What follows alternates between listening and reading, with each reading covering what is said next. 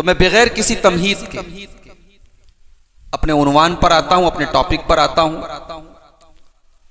कुरान का 15वां पारा है, सूरह बनी इसराइल है, आयत नंबर 23। वक़ज़ा रब्बुका अल्ला ताबुदू इल्ला इय्याह, तुम्हारे परवरदिगार का ये हुक्म है, तुम्हारे रब का ये हुक्म है, उसका फैसला है।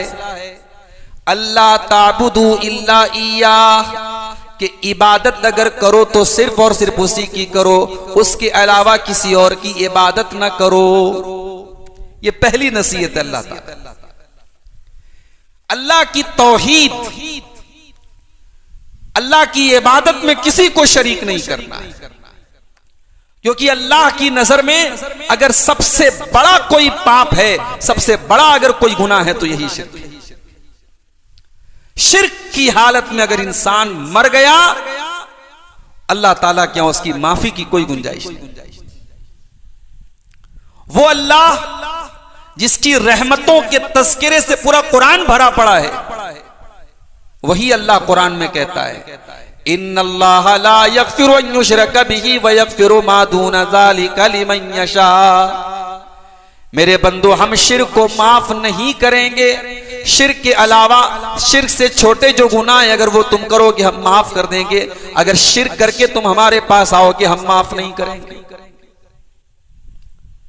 इसको और क्लियर तरीके से समझाने के लिए अल्लाह ताला ने सूरह अनाम में 18 नबियों का नाम लेकर के 18 नबियों का जिक्र करके फरमाया, वलौ अशरकू लहबिता अन्हुम मा कानू यअमलून। हमारे ये 18 पैगंबर भी अगर शिर्क कर देते, उनकी सारी नेकियां बर्बाद हो जाती, उनके सारे अमल बर्बाद हो जाते। मुशरिक की कोई नेकी अल्लाह क्या कबूल नहीं। आज मुसलमान यानी इस बात की खतरनाकी को समझता ही नहीं है। वो सोचता ही नहीं कि ये शिर्क कितना बड़ा गुनाह है और कौन कौन से चोर दरवाजे के जरिए उसे शिर्क के रास्ते पे लेके जाया जा रहा है। मुसलमान को इस बात का एहसास ही नहीं है। मेरे भाई, हमारी नेकियों के लिए बहुत बड़ा जहर है शिर्क। हमारी नमाजें हमारे मुंह पर मार दी जाएंगी, हमारी ज़कात, हमारी खैरात। अल्लाह के रसूल सल्लल्लाहु अलैहि वसल्लम जब दुनिया में आए तो मक्के में एक बहुत नेक इंसान रहता था, अब्दुल्ला इब्न जुदान।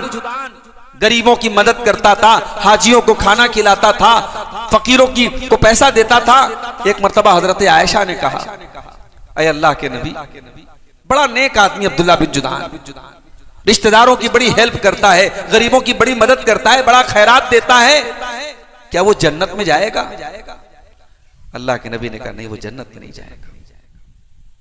क्यों नहीं जाएगा?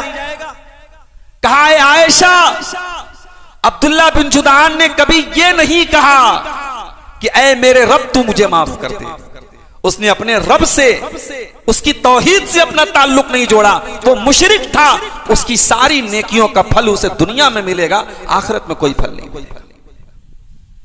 तो ये पहली नसीहत अल्लाह ताला, इबादत सिर्फ और सिर्फ अल्लाह की होनी चाहिए।